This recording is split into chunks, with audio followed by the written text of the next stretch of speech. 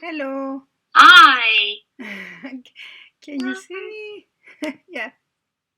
So nice to meet you. Yeah, the same for me. I'm so excited to talk Oh, with you. hi. How do I say your name? So it's Diana. I'm. It's like Diana, but in Italy we just pronounce it Diana. Yeah, And how do I say your name? Elloa. Elloa. Okay.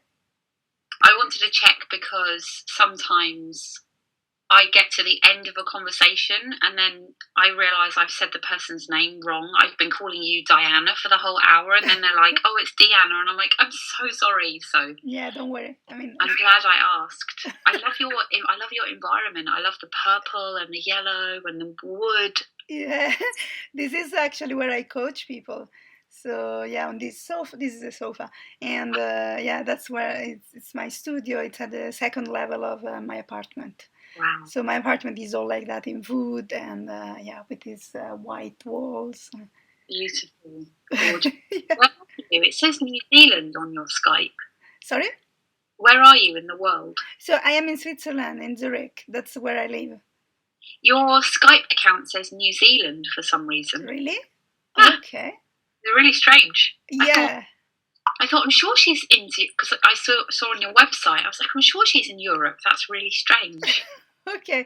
I will check that out because I've never been in New Zealand in my life. So How funny. yes. Yeah. I don't know. So Yes. really lovely to meet you, and thanks for your patience because I just ran over with a client just by 2 or 3 minutes. So Yeah. I'm Don't sorry that I worry. was a tiny bit late. Yeah. So where are you based exactly?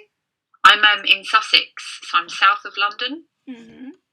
It's beautiful. It's a stunning day as well. It's clear blue skies. It's just amazing. Okay. Yeah. So my husband and I live with our little dog. She's just here. There she is. Oh, she's so cute. Yay. There she is. Oh, Hello. yeah. She's very. So we live in a really small village. I'm from London, Mm-hmm. but yeah, I'm a bit tired of it now. It's time to get more amongst people and Yeah. live in a town again. So Yeah. I've been in London sometimes for work, and it's really busy. I would say people are really busy and really always, following this kind of flow. And yeah, I wouldn't like to live there, honestly. A city that I like it a lot is Brighton. well, that's where I'd like to move to because it's Yeah. Brighton's 10 miles away, so Yeah. it's really close. It's really lovely, and the style, the music. There's a lot of kind of alternative art and culture, and I love it. That's the place where I would move if I had to move to UK. Yeah. And then there is the sea with a lot of seagulls. Okay, but They are so big as well. I'm sure they've like grown bigger over the last 10 years. They're not. yes. I don't remember them being that big when I was a child. It's Yeah, but crazy. they steal a lot of the fish and chip on the beach. So where it happened to me as well that I just I was really naive, so I bought this fish and chip and I was I'm gonna have lunch on the beach, and so I just left my lunch on the sand, and I just turned to take my phone, and suddenly it was like huge noise, and I turned and there were the seagulls that they were eating my lunch. Yes. So I learned like the hard way. So I went back and I said, another fish and chips. But yeah, Really, you went and you had to go again and get a second one. yes. Yeah, yeah, of course. Yeah. Yeah. Oh my goodness! But Yeah, I used to teach English, and one of my students, actually from Switzerland, came back after lunch, and I said, "How was lunch?" He said it was very interesting because he was walking along with his sandwich open, yeah. and a seagull just came down Yeah. and took the sandwich straight out of his hand and the plastic and flew away with the whole thing. And I was like, "Well, that's Brighton for you." Yeah, exactly. But I would say that in general, it's a really lovely place to live. I've been Yeah. there only for a couple of weeks, so I was working there, and I really liked it. Mm. Yeah, people are Like, very open-minded also. it's quite expensive, but we're thinking of moving more towards Port Slade or just kind of on the outskirts of Brighton, so that we're around people and amongst things that are happening, but at the same time we're not, not paying the Brighton rent because it is like super mega expensive. So you can pay London prices basically to rent. Wow. So I would love to hear about you. I'm like I want to tell me your life story. Well, my life story is published on my website. So, well, what I do today is that I work with women on self-confidence and self-love. So I would say my angle is a lot on women empowerment, and I really stand up for gender equality and basically for women. Yeah, I would say my commitment is to help women to advance, and I think the first step is to love oneself. So I think there is no possible self-improvement before self-acceptance. And so that's what I do. So I have a course basically that is like the peak course on self-confidence, and then apart from that, I'm developing other courses that are more specific to some needs when women really overcome this issue with self-confidence. So what to do next? Because when they overcome it, of course, then there is a lot of energy and time actually released from all these negative self-talk and all these things that are draining energy. So I'm now working on developing that. And I would say also I'm very committed to bring more awareness, because I think that there is not enough awareness. In general, everybody says like, I'm low in self-confidence or self-esteem. First of all, they're often misunderstood, and also they are, I think in general, there's not so much information about what it is. So part of my time is also dedicated to do like podcast or stuff like that, so to bring this information to women, because I really want them to have the information in order to make an informed choice. Yeah, that's pretty much what it's amazing. And I think that there's so much in there. Oh, am I echoing? I don't hear you really well. Yeah, lots of people are saying this to me about Skype, that they can't hear me very well. It's really strange because this is a new laptop, so I don't really understand what's going on with the microphone. Now it's better. Is that better? Yes, now it's better. Yeah. I just brought it closer. I was saying that I think when I wrote my dissertation in 2005, for 10 years ago for university, at the very, very end, I was talking about the difference between, I just mentioned it, I was like, there is a difference between self-esteem and self-confidence. Like, they're completely different things. But I'm reading at the moment, have you read Sacred Success? For successful women? It's a money book, actually. No, it's called Sacred Success, a course in financial miracles. Okay. And it's by Barbara Stanny. Because I study a course in miracles, and so she's taken a lot of the theory and she's applied it to women and power and money. And she says, really, women and money, it's just a symptom of women and power. Women and our ambivalent relationship to power and the feelings that we have about being powerful. And she looks at, like, historically what has happened to powerful women in society. They get burned at the stake, they get shunned, they get killed, they get persecuted. So we have this huge task on our hands to really renegotiate that relationship with women and our relationship to power. And I was thinking, that's what I wanted to say to you. I think I had this revelation years ago, but it keeps coming back. Like, how much time, how much energy, how much of myself have I invested in checking my reflection, worrying about how other people perceive me, like all of these things around confidence. Like you said, once you actually get that base in your life, it's like, oh my God, what do I do with all this time? And what do I do with all this energy? I've got so much energy now. I've got so much inner space and freedom that's not constantly being taken up. I have a cat is complaining. Sorry, please go ahead. No, it's fine. My dog would love that. So there's just this, I think it's fascinating to look at that and say, what would happen in the world if women, because I look at all of the diet magazines and the celebrity magazines and the way that mainstream women are just so, I've just joined a gym, and I was saying to my husband, one of the things that women often say is, I just want to lose half a stone.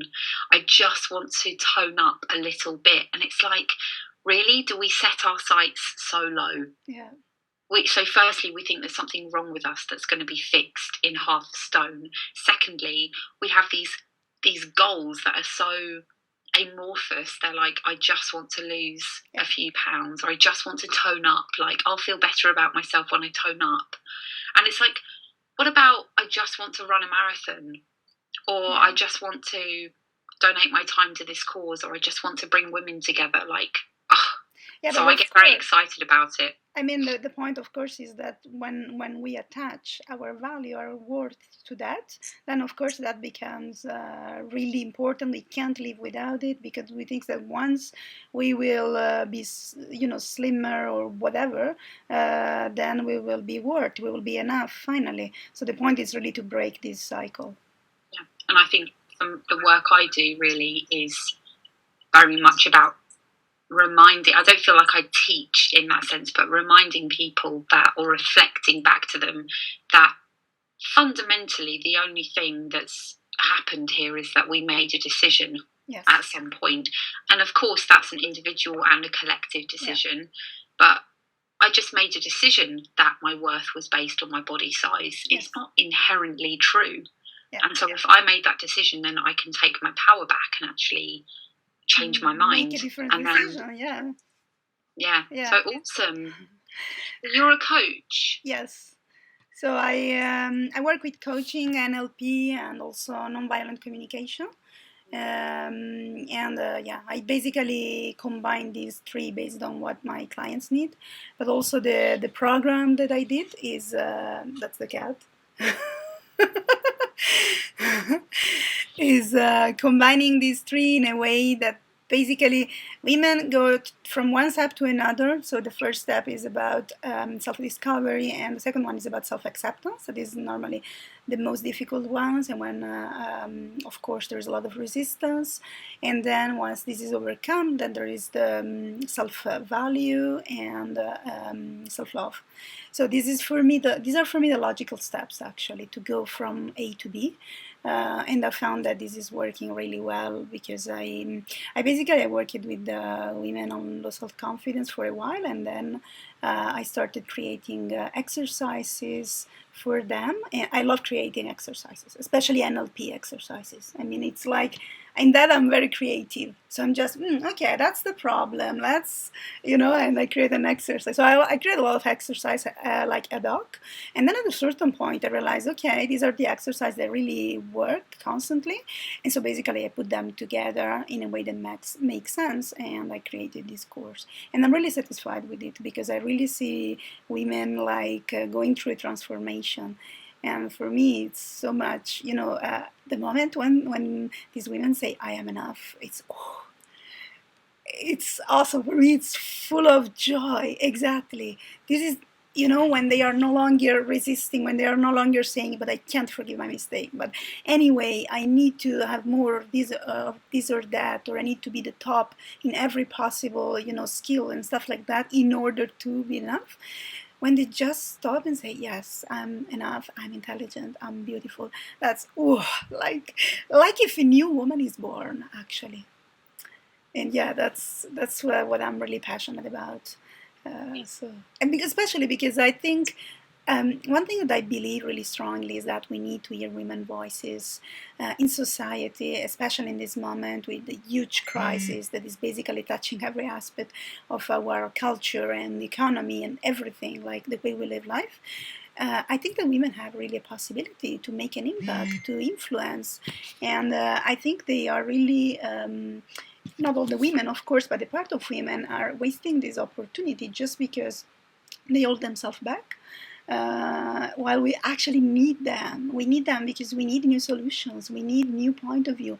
We need women also to fight for other women, to have these rights, to start challenging, the role models. And how society and how companies work, also to start growing this awareness, because people are really, the discrimination can happen at a very subtle level, and people don't even realize, women don't even realize. So if they don't realize, because they don't have enough information, that they are discriminated, before awareness, there is no change that is possible. So yeah, that's why I think awareness and giving information, telling, hey, you're not the only one experiencing this. That's not you, especially that's not you. Like, you're not born with it. Because women, like, they used to tie this with their personality. Like, I am this way, I have to accept it. And I say, no, no, wait. That's self-confidence or self-esteem. It's not who you are. So you just learn that. You can unlearn it, and your life completely change. So yeah. It's really quite subversive, this work. Yes. To actually work like one-to-one with a group of women, and it kind of looks like on the surface, oh, we're just working on self-esteem and self-confidence, but actually it's political. And I love that quote by I feel like this is an interview and we should have recorded it, but anyway. Oh, I have my call recorder that records in automatic. Oh, fantastic. So. It's a great conversation. There's that quote by the Dalai Lama that says the world will be saved by the Western woman. Yeah. And I just feel that I actually have so much love for men as well. My husband's writing a book about men and how patriarchy has really screwed them over. Yeah. Like, really, really internal, like, more men are committing suicide than women. Men are walking around, they don't have circles, they don't have spaces where they can speak about what's happening for them. And so their own internal experience is so painful that it comes out in all of these really aggressive, ugly, destructive ways. And so women and children and minorities end up so abused and manipulated and controlled. But the men are in pain as well. Yes. And so for me, when I look at patriarchy, I think it's not men versus women. It's a whole paradigm of thinking. It's a whole set of principles that no one person is responsible for. And really the only people benefiting from it, although I think on a soul level they're not benefiting from it, but the only people really are the people at the very top of the pyramid. So yeah, it's exciting to see this kind of, from the inside out, this kind of change and ripple effect happening. I think there is a lot, a big part of this is also that women are educated to be somehow less. So the way we raise a girl is not the way we raise a boy. And also, as you were saying, like, men are not that happy anyway, because their gender roles is that being aggressive, being strong, and stuff like that. So, like, for women, as that quote that says, men have to apologize for being weak and women for being strong. So I think the point is exactly about challenging gender roles in society and shape new gender roles when it's actually possible to be authentic. When being a man is not necessarily being aggressive, and being a woman is not necessarily being living in the shadow. So I think that's the challenge. And I think we need to do that also for the next women to come, because we are today, the first women that are entrepreneurs and managing their money and really making a difference. So we are really setting standards, because if I think about our mothers, yeah, they started, but they were not at this point. So we are facing with entrepreneurship like problems that only men were facing before, and doing business. And we have the challenge also of doing business the human way and the ethical way. So and also in the same moment, the economical system, that way of doing business, is collapsing and is showing its weaknesses every day. So I think this is a great challenge also for women, to bring a new way of doing business, a new way of relating that is more based on relationship and bonding, because women have these, women prefer, the way the women do business is more based on relationships and supporting and a collaborative style. So I would like to see more women introducing collaborative style and saying, hey, wait, I know we've always done things, the competitive way, but there are other ways, and actually they're more successful, and we can all win in terms of health and happiness and stuff like that. So yeah, that would be amazing. And once a woman believes in her power, then she can do all that. She can really make a difference. And how long have you been doing this coaching for, and how long has this vision and this mission been with you? So is now it's about a couple of years that I'm coaching women on self-confidence. And a year ago, I started with the Brave Hearted, my website. So before I was having another website and I was coaching on different subjects. And it's really funny because this thing with self-confidence kind of came to me. So it's not, I didn't start with the idea of, coaching women with self-confidence. I just ended up meeting a lot of clients that had this issue. And at a certain point, I decided, okay, because I was, always saying, okay, someone should do something about it. And until one day I said, okay, I want to be the one that does something about it. I totally believe that it's possible to overcome low self-confidence, and I want to make a difference in that. And that's how I started. I really, I sit down with pen and paper and say, okay, let's see how we go from this situation to the other situation. And yeah, I think also, one thing that makes a lot of a difference is if women believe that they can overcome it, because a lot of women still don't think that they can. And yeah, that's why awareness is key. And I feel like that question about believing whether something is possible or not I see that showing up for different women in different areas of their life. So for some women, it's around whether they can gain confidence. And you sit there, and I sit there going, it's absolutely possible. Yeah. Like, I know hand on heart through every cell of my body that it's possible. Yeah. And it's learnable, actually. Yes. And then there's other areas. So for some women, it's relationships. Mm-hmm. Will I ever be able to have a lasting relationship that is loving and secure and based on friendship and all these other questions around it? And then for other women, it's money. Mm-hmm. Will I ever be able to be prosperous? Will I ever be able to make abundant money? And that is my particular, I've done the other two, and with both of those, it's like I'm married, I'm in a really strong, loving, supportive, conscious marriage, and it's really challenging and it's really tough, and I have times where I go, oh my God, can we do this? But I always come out the other side. And the same with my confidence. I would say it still ebbs and flows. Mm-hmm. But a lot of that is because I constantly put myself out of my comfort zone and really consciously pushing myself out and stretching myself, Deanna, on a really regular basis. Yeah. And so the one I'm grappling with at the moment is money, and going, wow, what if it was possible to run a 6-figure business? What if it was possible to run a 7-figure business? Yes. What if my influence, what if my power, it comes back to that question about my influence and my power. What if I've totally underestimated myself? Because for so many, the model that I had and the way, inverted commas, that I was shown was you go to school, you get your qualifications, you go to university, you get your degree, you get a master's, which I didn't do yet.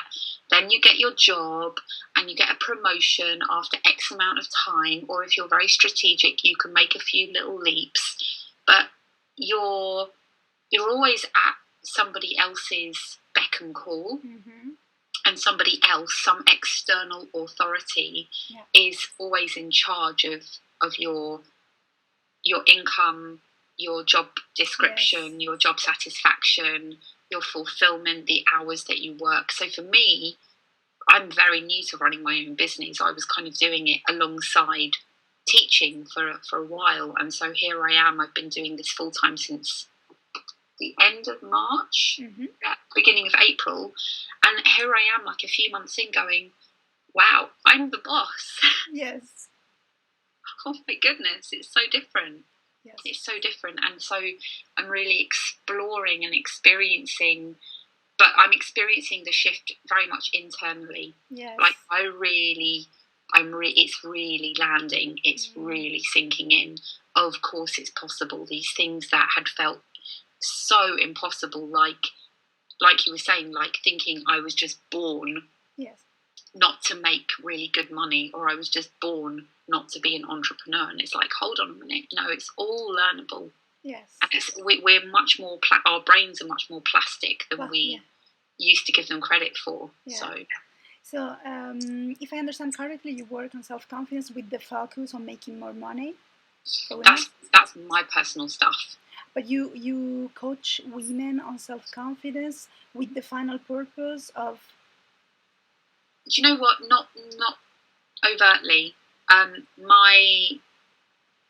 My focus, I suppose, is on helping people to, like, the making more money has been happening for all of my clients, but it's one of the side effects. Okay. So too has falling in love, quitting jobs, starting businesses, losing weight, becoming a writer, getting acting work, like all these other knock-on effects. But I very much focus on, I think that true fulfillment comes from your relationship with yourself and from deepening your relationship to your soul, and actually extricating this loyalty that we have to the ego, to the chattering mind, and the fear-based mind. So I'm very much, for me, it's very, very much a spiritual, kind of deep inner spiritual work that then impacts on all of these external areas of your life. So your focus is on inner peace and spirituality, basically.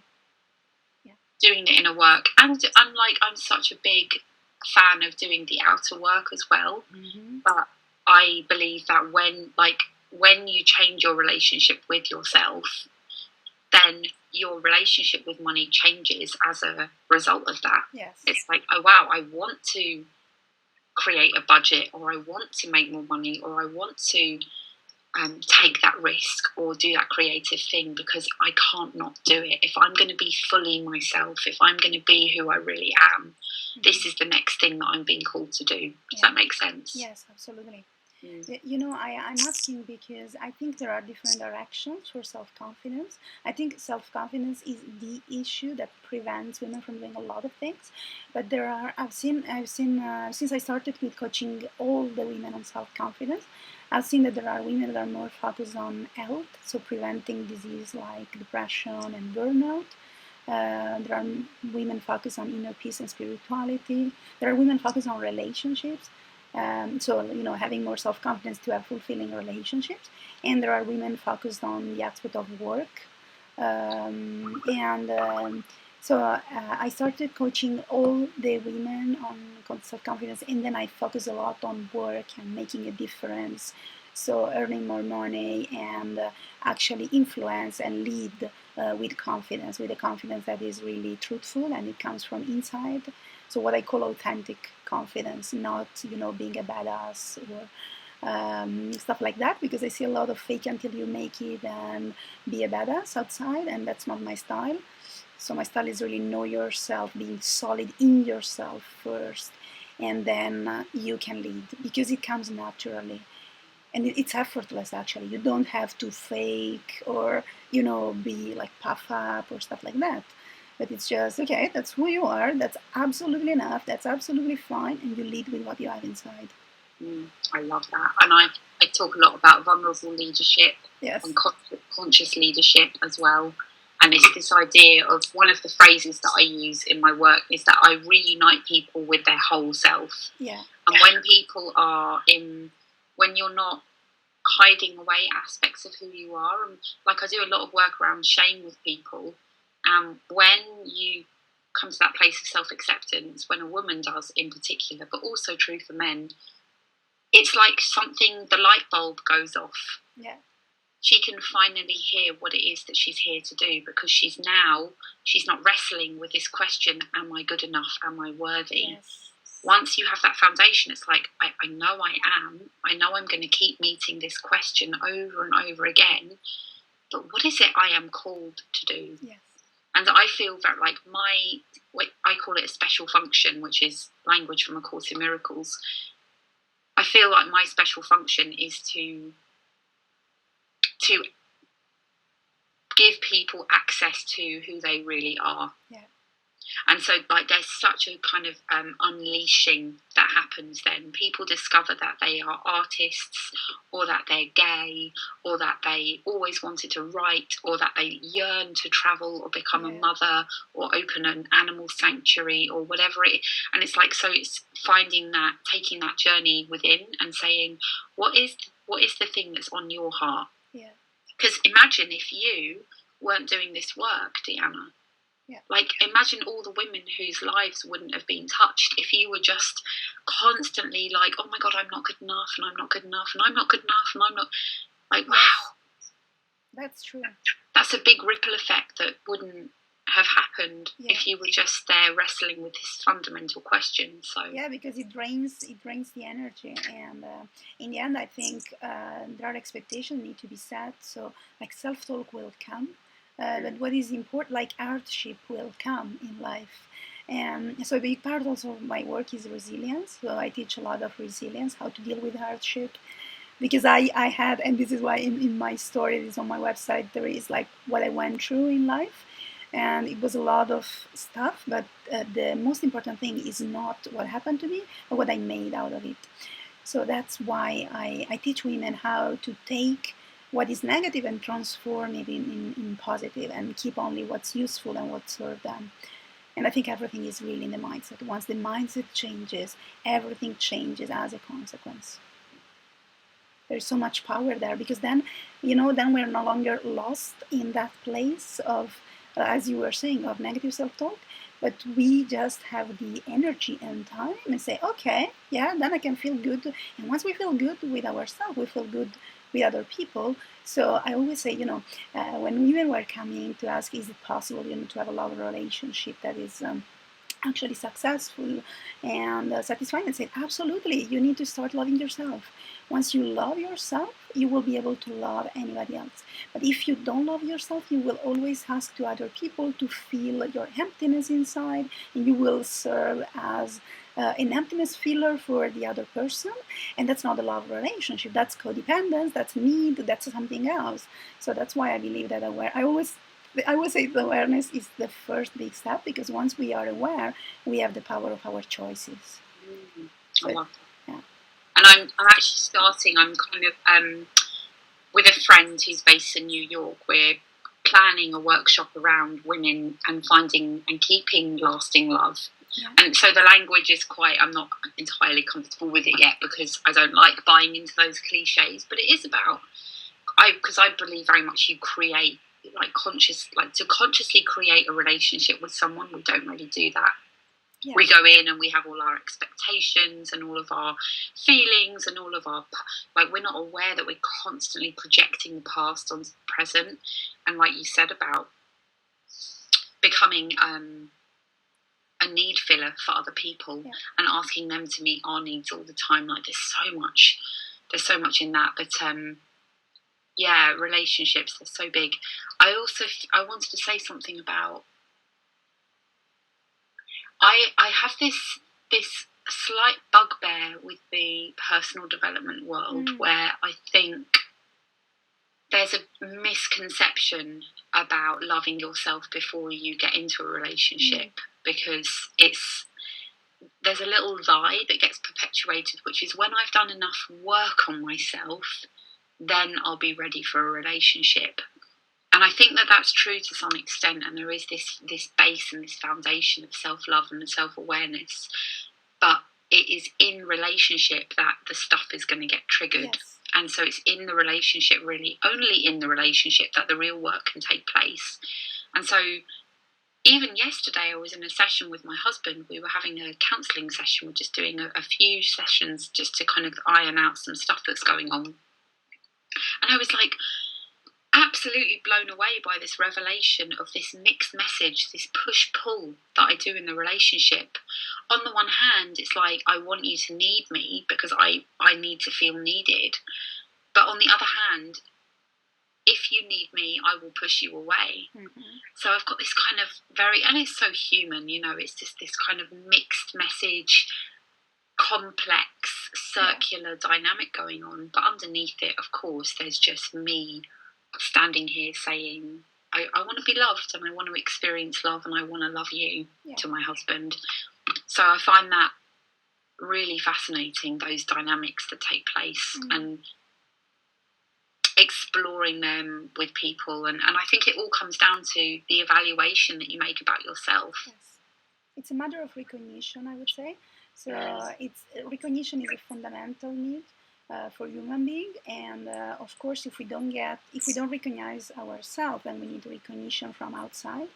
And the point is that in a lot of relationships, actually, that's basically this emptiness filler, or this, I would say, need filler. So there is a need, and it's a human need. So I think what's really powerful is to acknowledge it and say this need exists, and I accept it, and then take it from there and see what's possible to do. First of all, to start recognizing oneself, and also to understand the dynamics. Because when two people enter in a relationship, the point is that we're not only entering in a relationship with the person. So there is a person, there is us, there is all the stuff that we didn't solve, there is all the stuff that the other person didn't solve, and then they go together and they create a relationship.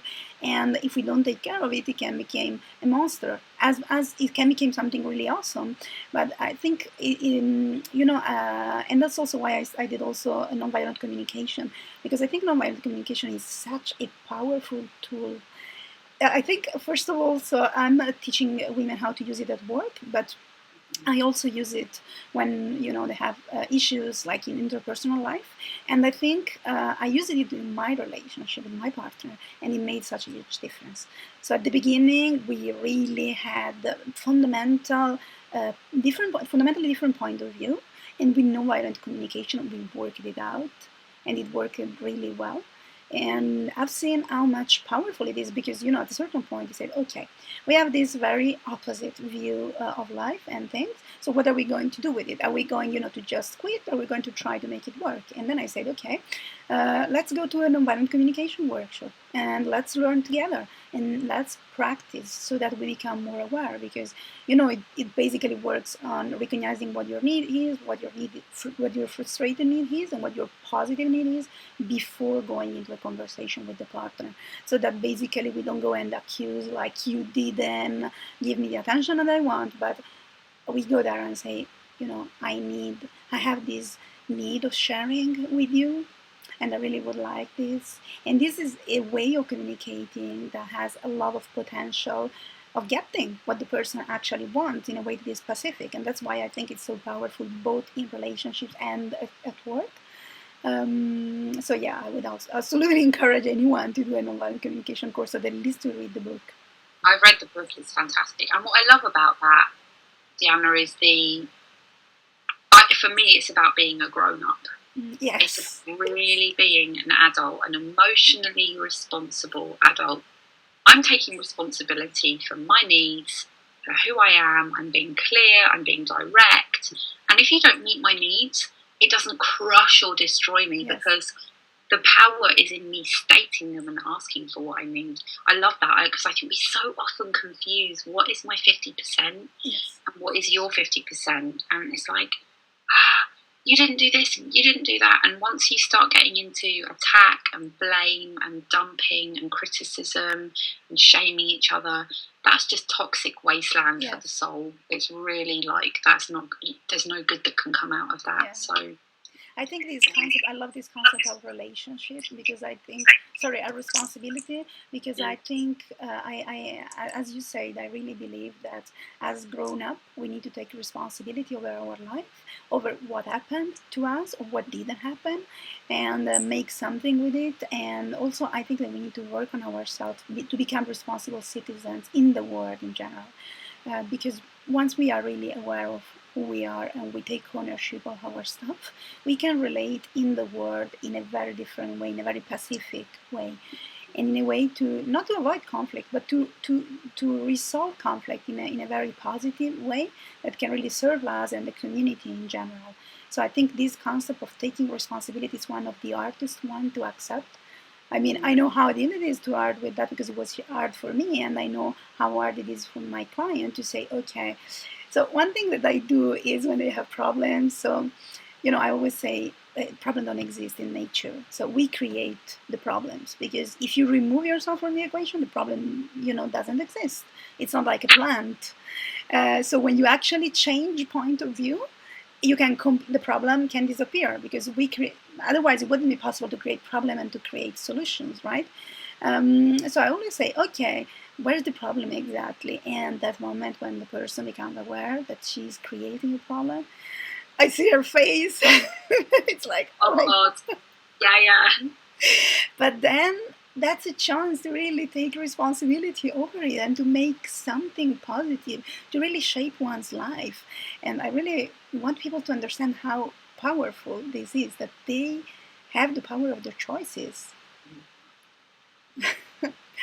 So yeah, that's something I talk a lot about, taking responsibility, and that's also why I decided to own and share my story, because I don't want to appear like a coach that is like, yeah, I'm gonna help you to be happy and I'm super happy and stuff like that, because I want people to to see that it is actually possible to have to go through difficulties and to overcome them with grace, with a positive outcome. And I think that's really important, because otherwise people will think, yeah, you had everything. At the beginning, I saw people say like, yeah, you were lucky and you had, your life was released, and was my life. Okay, no, I need to tell people this story, because it was not easy at all, but it doesn't matter. But because what matters is in the present, where where the action happens every day, and what I make out of it. So the story that I tell myself and what I make with that information. That's also what I teach my client to do.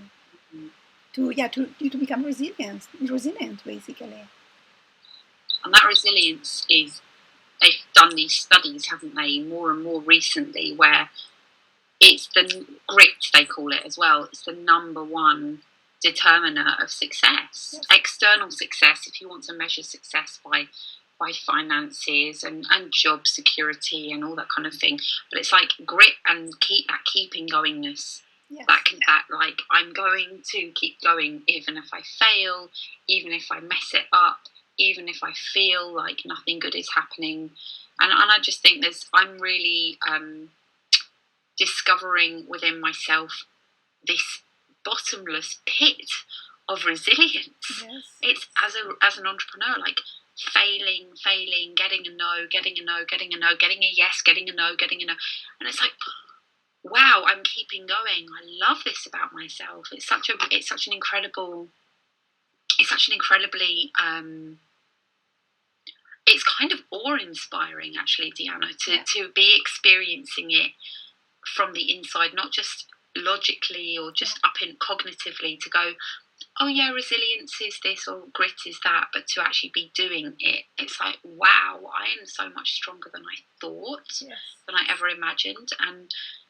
And that's why so one of the things that I love to do is just encourage people to take the first step, and then take another one, and then take another one, because so nothing can happen in that space of going round in a circle and thinking about all the things that might go wrong, or how scared they are if they take a step and fail. It's like, please just let yourself fail, because when you do, then you can respond to it. You can't respond to it from this place of like, it's like your imagination is overactive and firing on all cylinders, but you're constantly hooked into, not you, but the people that I work with, they're hooked into this worst case scenario. And it's like, what you think is going to happen is not ever, it's just, it doesn't turn out that way. And even if it does, you discover within yourself so much more than you ever thought was there. Yes, absolutely.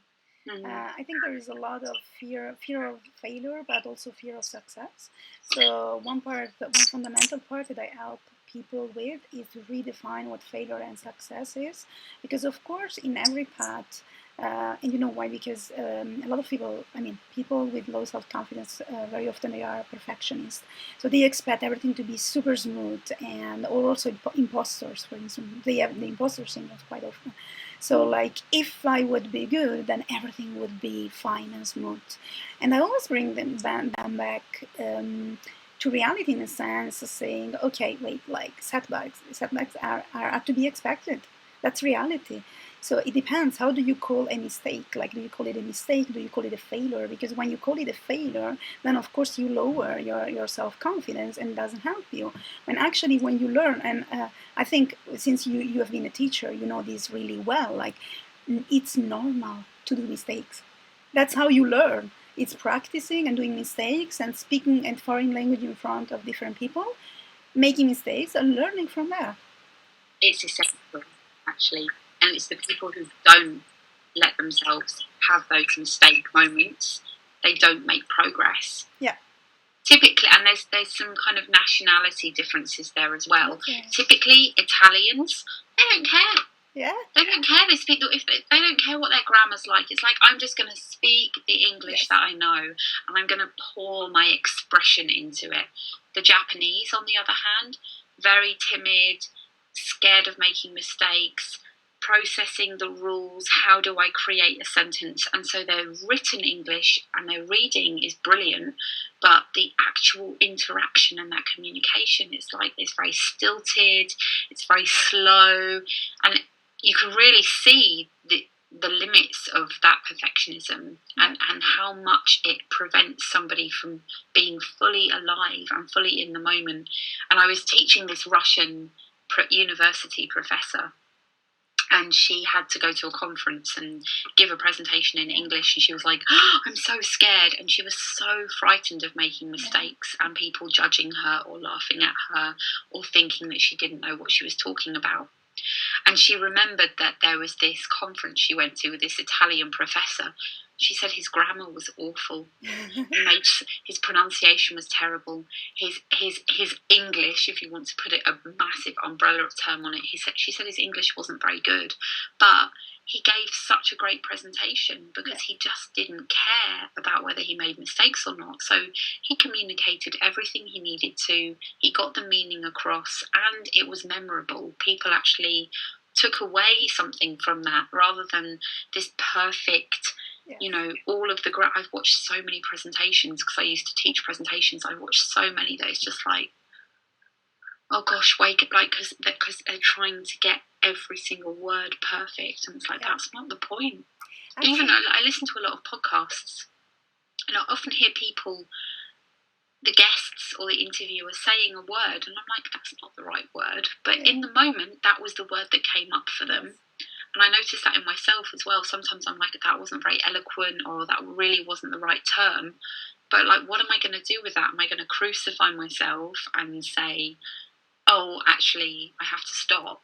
Like, oh, I'm not good enough, I'm not ready to speak publicly yet? Or do I say, okay, I made some mistakes and that was practice, and give me the next opportunity? So that's something that is a subject that is really close to me, because I'm Italian and I coach. The majority of people I coach are in English, and also I do a podcast in English and I write articles in English. And sometimes at the beginning, I would say I was really concerned, like my English is not perfect. And of course it's not perfect, but I believe it's fine, because I just, if the message, if I manage to spread my message, that's what matters in the end. And I think one thing that I teach to my clients is actually how to do public speaking, and with this technique of focusing on the joy of sharing what they have to say. So basically, what I do is that normally they are really scared and freaking out, and I said, okay, let's take fear.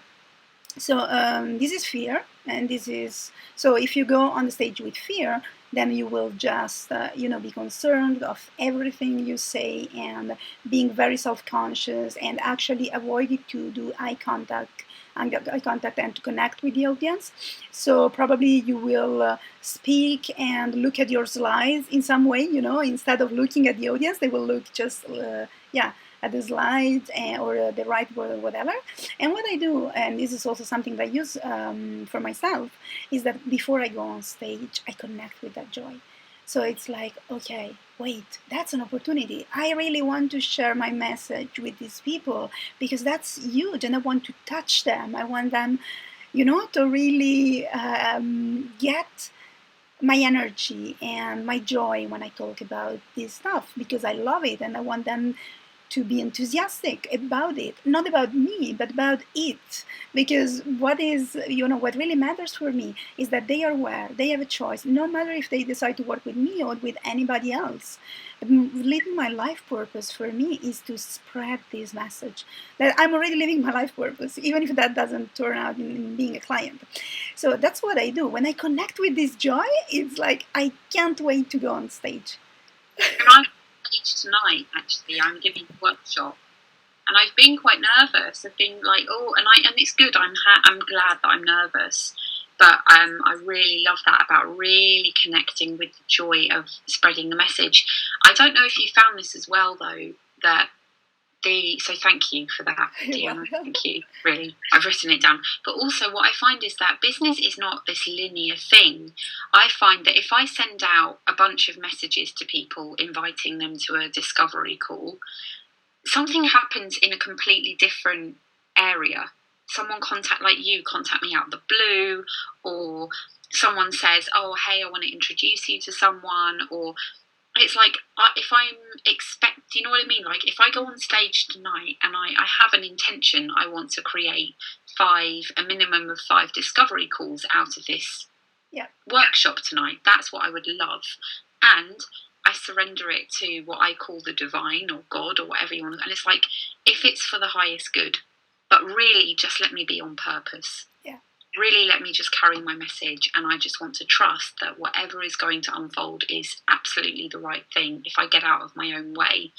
Because I find it's very rarely this linear, I message them, they message me back, oh, I got a client. It's always like really random. Really, someone I haven't spoken to for 3 years or 5 years will email me and say, can I book some sessions with you, or can we talk about working together? And I'm like, where did you come from? But you never know you never know who your message reach once you put it out there. It's true.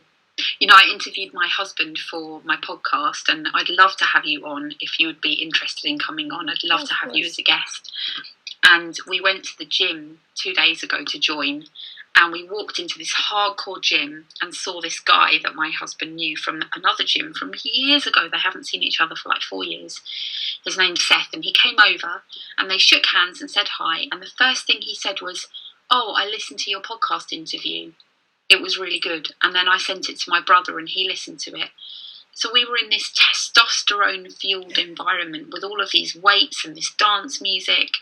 And there's the interview, my husband was so vulnerable on it. He cried 2 or 3 times. He talked about losing a testicle and feeling like he's not a real man and all this stuff. And it's like, you just don't know who's listening. You just don't know who's reading. You don't know what way your message is being passed on. It's really quite amazing. And this is really powerful because men need to hear this even more than women. And I think, people ask me, how come you don't work with men on self-confidence? Because they need it. And I say, because I think they feel more comfortable if it's a man talking about it, and the man can understand the point of view, can understand what they are going through.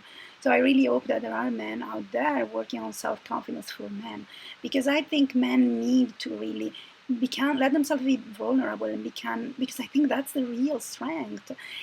I think men that are really strong are the men that don't care of being seen as weak, being seen as sensitive, because it means that they allow their heart to be seen. And that's so beautiful. When I see a man that is not only showing his brain or his strength, or his physical strength, but his art, I think, oh my God, that's real power. And we need more men like this. So it's also on men to challenge these gender roles, because no one of us is really taking a benefit out of it. We really need to, really own it and say, okay, I am who I am, and whether I'm a man, a woman, that doesn't matter. I mean, it's just, it doesn't define who I am. Like our past doesn't define who we are. It's not our sex that defines who we are. So I think there's still a lot of fear around that. Like if society would collapse. There is much to do. There is much work to be done. But I feel like when I meet people like you, I'm just like, oh my God, there's this amazing person in Zurich doing this amazing work. Wow, like the world is a better place. So I feel like there's this real I don't know. I really do. I really do believe it. Like, on the one hand, it's like the external authorities and the sort, all of those external structures. They're getting worse and they're getting heavier, and the things that are happening in the world. It's like, oh my goodness. But on the other hand, there's all these miracle workers just doing our thing, building our businesses, working with people, and it's like, wow, it's incredible. I call this a love movement. So what I say to people is that when I go out and there are people that sometimes can be very negative about their work and their life and stuff like that, for me, I make sure that I share with them, look, there is also a movement of love that is out there, and it's growing and growing. So awareness is really spreading, and becoming aware is really now becoming a priority for a lot of people, but also for other people, also for people that didn't make this a priority.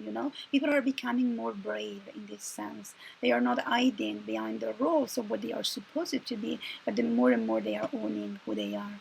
So I think that's our real chance to change the world and make a huge impact and make it a really beautiful place where we can all be ourselves and share our message. Because I believe that we all have a message if we take responsibility about it, and if we really dare to share it. So it's a shame that a lot of people just don't, because basically all this beauty that is in themselves is like made invisible, because they are just putting all their effort and energies in being what I believe that other people would accept, because otherwise I'm scared of being rejected, while the rejection is inside actually.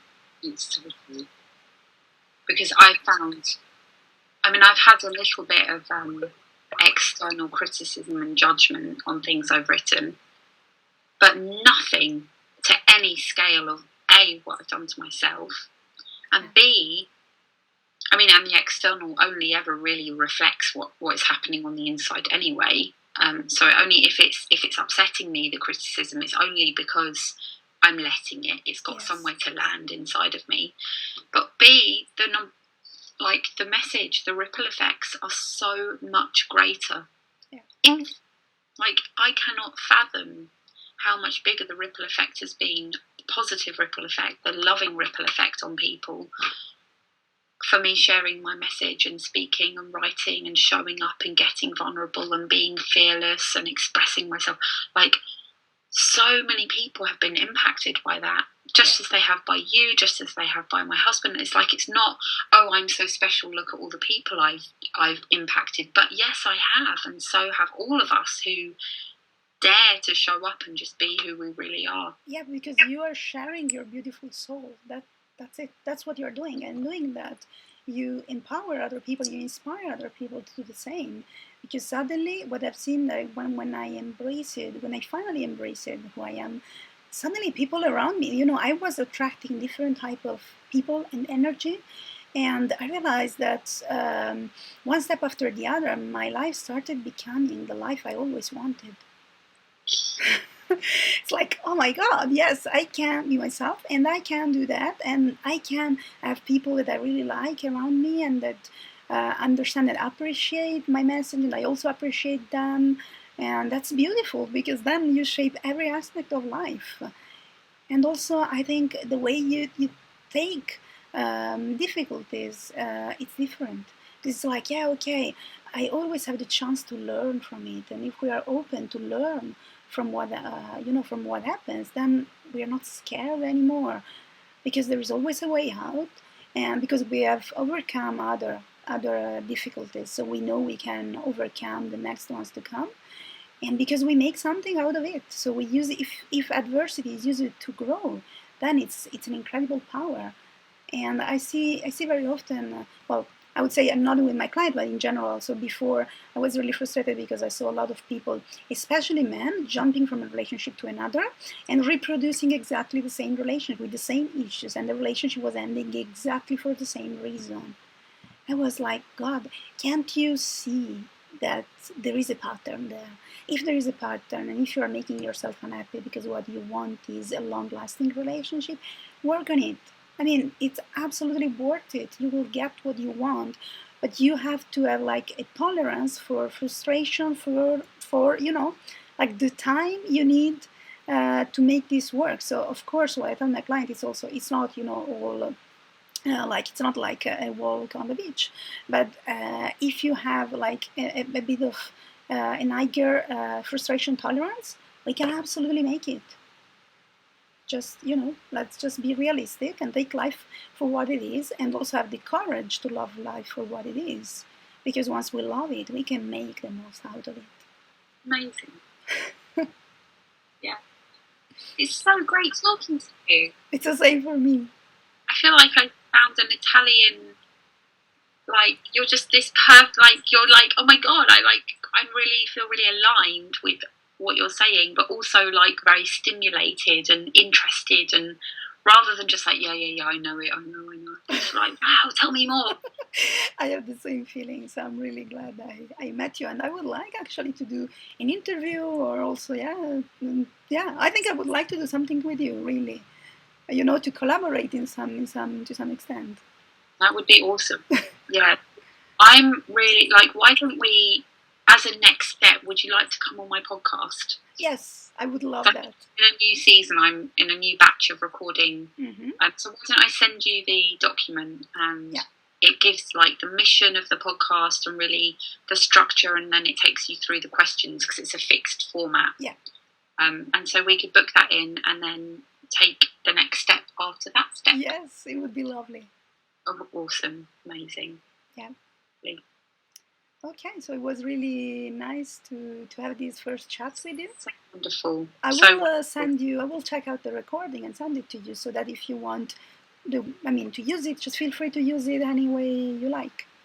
Thank you. Thank you. And goodness, yeah, I'll send you that stuff today, this afternoon. I'll send you the podcasting. But I just want to say thank you for reaching out, and I'm really glad. I'm really grateful for this. It's exciting. It's the same for me. I mean, when I saw your website, I was, oh my god, what she does is amazing. And I've also seen that you interviewed another coach that is in Zurich. Who was that? Anna Sophie, I think it's the name. Yeah, and I really like what she does. I think she also helps women to love themselves. Her work is more focused on stopping the diet and loving one's body. So basically, loving ourselves as we are. So I think I find that really inspiring too. So when I saw it, I was, oh my god! And I think the energy that comes out from your site is really beautiful. It's, now that I met you, like, your website is absolutely reflecting your personality, and I have problems with the website, like the page. I need photographs. I'm having some work done on it, but thank you so much, because it's had a lot, like a lot of work, as you know, going. And I love your website. So I was like, I want my website to be like hers. Obviously, not to be a copy, but that feeling that I had is how I want people to feel when they land on my website. But I felt this way when I was on your website. The first thing I thought is, that's a beautiful soul. I want to meet her. Oh my god. Yeah. That's beautiful. Yeah, you're a good judge of souls. I love souls. There's a funny line, I have to tell you, in the Marianne Williamson book with the couple's prayer. So me and my husband would read this every day in the beginning of our relationship. We did she's got 2 couples prayers, and one of them is about the home, and it says, may our home be a haven for our souls. Like, how beautiful is that, for the home to be a place where our souls can rest? Yeah. But we read it one day and it sounded like a haven for arseholes. For arseholes? Okay. So we have this ongoing joke where one of us will just go, a haven for our souls, and it's like, oh my god. Anyway, so look, and there's little, So, really beautiful to spend time with you. And the funny thing is, you look so much like this friend of mine that I've lost touch with, and it's almost like you're delivering a message, like, get back in touch with Rebecca, like you could be her sister. Oh, really? It's crazy. Oh my God. Hair, your face shape, your smile, like your eyes, like you look so much like her. And the funny thing is, she's from New Zealand. Oh, So, wow. I said to you, like, your Skype thing is New Zealand. It's really weird. There is something going on here. So I think I might get back in touch with her. Yes, I think that's a message. You're welcome. Yeah. Are you coaching this afternoon? Yes, yes. Good. Enjoy. I'm prepping for my workshop this afternoon. Yeah, let me know when is your workshop. So I would like to, read more about it. Well, this one's an in-person. I'm doing it in Brighton, so I'm excited about that. And then I'm doing another one in Leeds in a couple of weeks. I'm like getting into the workshop thing. It's good. It's what I want to be doing. So that's also what I'm doing. I'm getting to the workshop thing. So I have one workshop planned in November, and I want to do more workshop because I think it's about giving information and helping directly, who maybe is not yet ready for doing some work with coaching, but want to have more information. So yeah, that's the purpose. Yeah. All right, Diana, so good to meet you. Same for me. And I'll wait then for your form. Brilliant. Okay. I've got some client notes to do, and then I'll email you. So about a couple of hours probably with lunch, and I'm going to have a nap. Yeah. Enjoy. The boss says stop and have quiet time during the day. Okay. That's really good. Self-care is really a priority. That's good. Okay. Bye, darling. Speak to you soon. Yes. Bye. Bye.